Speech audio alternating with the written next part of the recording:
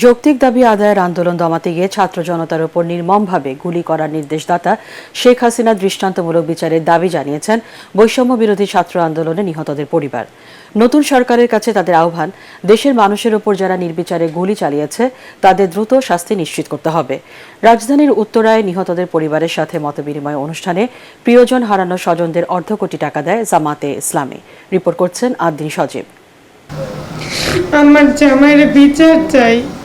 আমি একজন গর্ভবতী, আমার জামাই কি দোষ ছিল?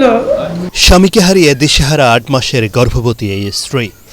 ছাত্র জনতার আন্দোলনে 18 জুলাই উত্তরায় গুলিবিদ্ধ হন আসাদুল্লাহ। আমার জামাই কোনো অন্যায় করে নাই, তার 3টা গুলি লাগছে।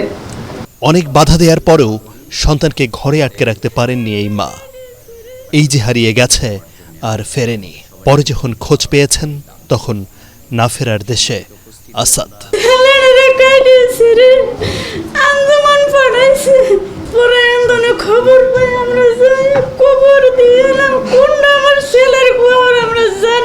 বিধবা হতে চাই না, স্বামী জাকারিয়ার কাছে স্ত্রীর এমন আকুতির পরেও তাই হয়েছে। আমি যেহেতু কম বয়সে একা হতে চাই নাই, যাদের কারণে আমি আমার হাজবেন্ডকে হারাইছি তাদের আমি দৃষ্টান্তমূলক শাস্তি চাই। স্বজন হারানোর এমন আর্তনাদে ভারী হয়ে ওঠে উত্তরার বাতাস।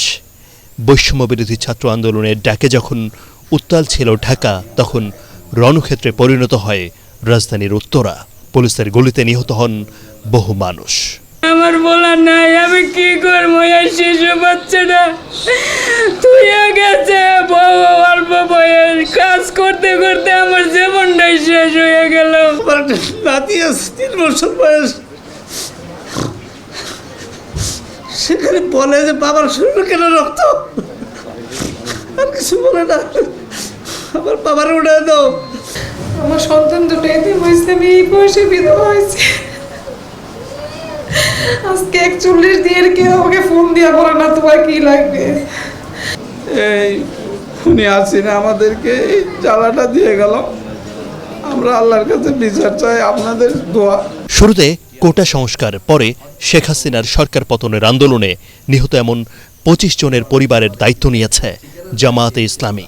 অসহায় পরিবারগুলোর হাতে 50 লাখ টাকা তুলে দিয়ে সবসময় তাদের পাশে থাকার আশ্বাস দিয়েছে দলটি। যারা এই নির্দেশের মূল হোতা, তাদেরকে অবিলম্বে মামলার আওতায় এসে বিচারের আওতায় তাদেরকে আনতে হবে, শাস্তি দিতে হবে। আমাদের আমির সাহেব বলেছেন এদের কর্মসংস্থান ব্যবস্থা করতে, অথবা ব্যবসায়ের পুঁজি দিয়ে দিতে, অথবা বলেছেন যে তাদেরকে ভাতা দিতে। আমরা এগুলো সবই পর্যায়ক্রমে করব। কোন দলকে করে বিবেচনা করব না। দেশের জন্য রক্ত দিয়েছে, তার পরিবার দেখার ক্ষেত্রে, খোঁজ নেওয়ার ক্ষেত্রে, সহযোগিতা করার ক্ষেত্রে আমাদের সকল প্রচেষ্টা অব্যাহত থাকবে।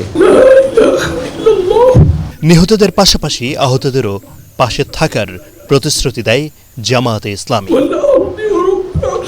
আদ্রিন সজীব, ATN বাংলা, ঢাকা। আসসালামু আলাইকুম ওয়া রাহমাতুল্লাহ।